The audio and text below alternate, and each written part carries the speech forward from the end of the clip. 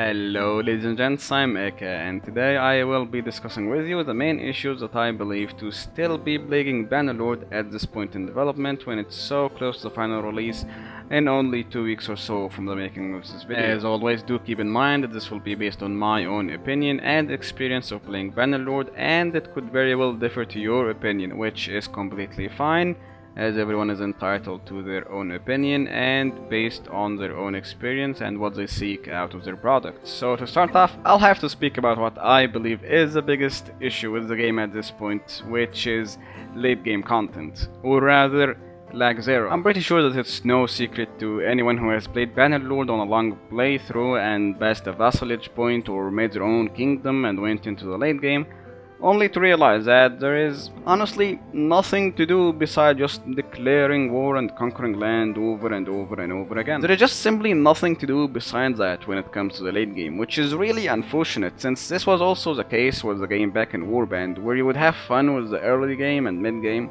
and then once you hit the late game part, you just get bored of doing the same repetitive sieges until all of the map is conquered over and over and over again. Especially where at some point you basically just hit a massive power spike with a great number of vassals and followers that you can simply just call for a campaign and start auto-resolving all castles and battles, and that's it, you're done. You conquered the entire map and late game is over without even having to fight actual battles. You can just auto-resolve the game to its end. Now of course Bannerlord has definitely improved on the siege department compared to Warband, but it still matters less when that's mostly all of what you'll be doing at the late game part.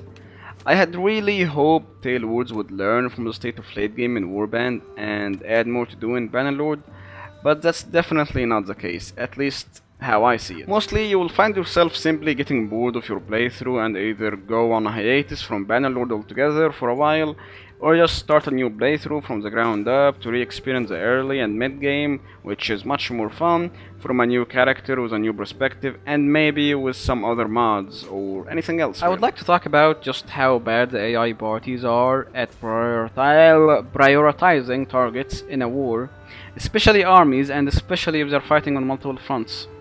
They just do all kinds of crazy and stupid decisions that even a toddler would be smart enough not to do. Just take a look at these low budget demonstrations, for example. Okay, so let's take a look at this. I'm here with my player, okay, and an army made by an AI. So I'm being directed by AI, okay? So we're so extremely close to this town, which is ours, which is being besieged by a small party, a small army of 300 troops, mostly even recruits, okay?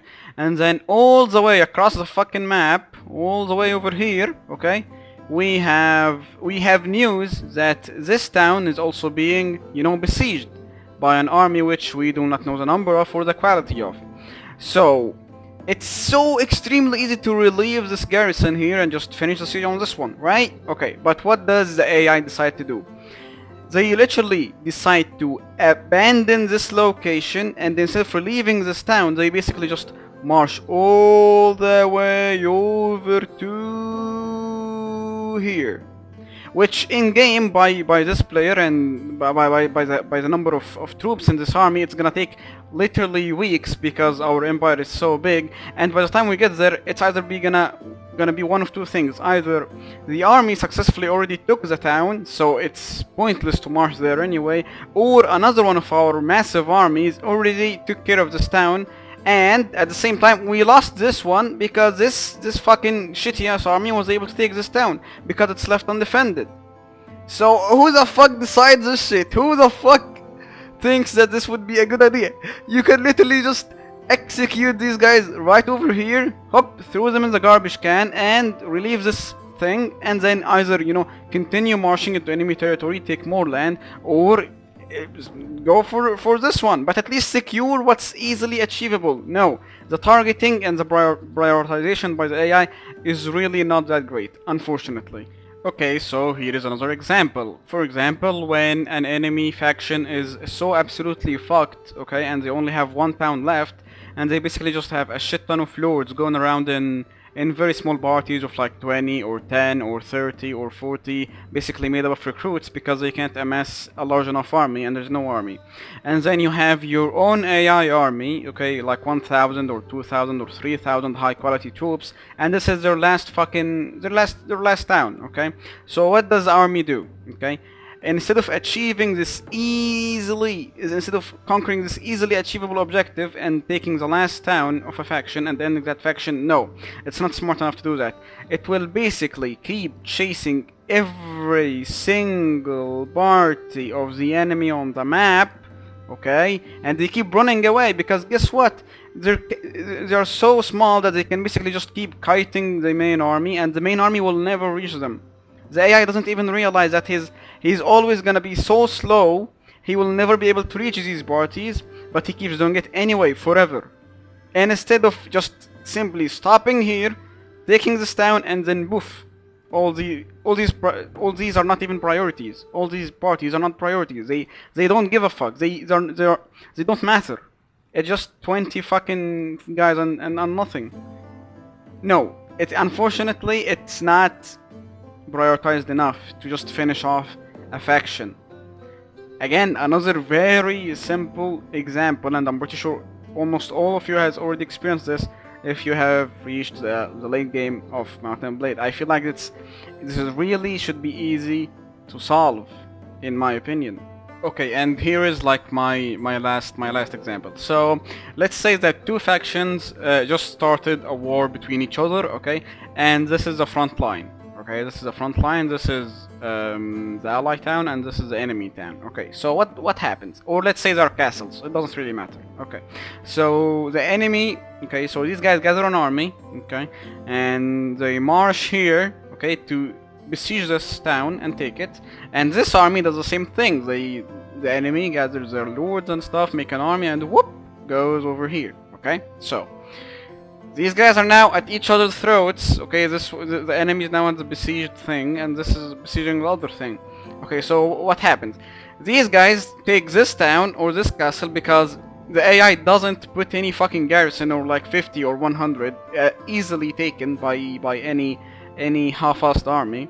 So this is basically lost. Okay, and then this army goes inside, puts in the garrison like another 50 or 60 or even 30 troops, and then leaves for the other thing, for the next castle. Okay, so they're leaving, and the exact same thing happens with this army. They take this castle because it's so easily taken. Again, there is no garrison. Okay, they go in, they put in like 50 in the fucking garrison. Okay, and then they keep marching. But oops, wait, there is something now.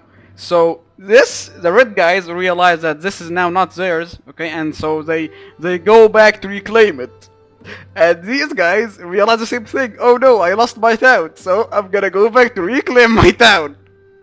And then this keeps on forever because none of them is focusing on actually defending anything. So you just keep staying in this fucking mouse and mouse game where there is nothing happening because AI keeps going over through the same fucking towns over and over again because there is no army defending. No one is defending anything, and it's just non-stop. The AI needs to prioritize defending castles and towns much more than they do. At least have two armies, one defending and one attacking, and that's easy. Again, you would think that at this point in time, most of these issues wouldn't be in the game, but unfortunately they are. I rarely rely on my AI armies since they are so incompetent, and mostly you just have to take matters into your own hands to achieve any kind of success in wars, which is fine. And if you always want to be the hero of your own playthrough, that's fine, but sometimes that just quickly gets more boring and frustrating than fun, which also gets us back to the late game content or lack thereof. Next issue I see is of course diplomacy, or again lack thereof. The game just doesn't have any sort of diplomacy options if we're gonna be honest. There is really no political intrigue or wars based on diplomatic standing or diplomatic relations between factions or different standing of different cultures towards each other. Again, it simply just falls upon let's conquer more land because AI from its calculations believe that they will be able to, and that's it. That's the only reasoning to declare war. I mean, at least in Warband you would get random event that there has been some transgressions from an opposing faction on your land or borders which would allow you to declare war without getting an honor hit. And even though that is such a bare bones feature, it was still something that's not even in Bannerlord that allowed, for a bit more roleplay potential. What if in Bannerlord I roleplay as an honorable and respectable king and, just not a warmonger? There is really nothing for me to justify declaring war on an opposing faction, aside from the fact that I'm just power hungry and want more land for my kingdom.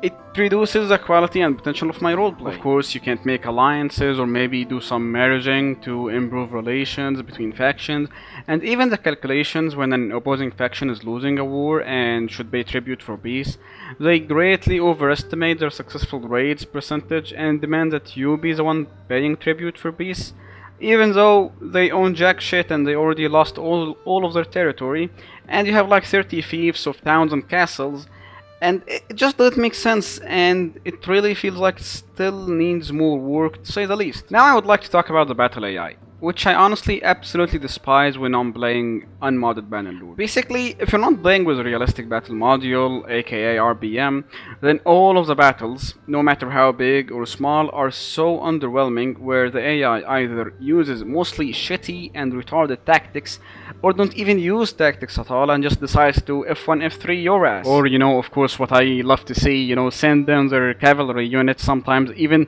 the enemy lord, one by one, right into the middle of our infantry units for their meaningless deaths without having contributed anything to the battle for absolutely no reason. And of course we can't forget about the infantry formations.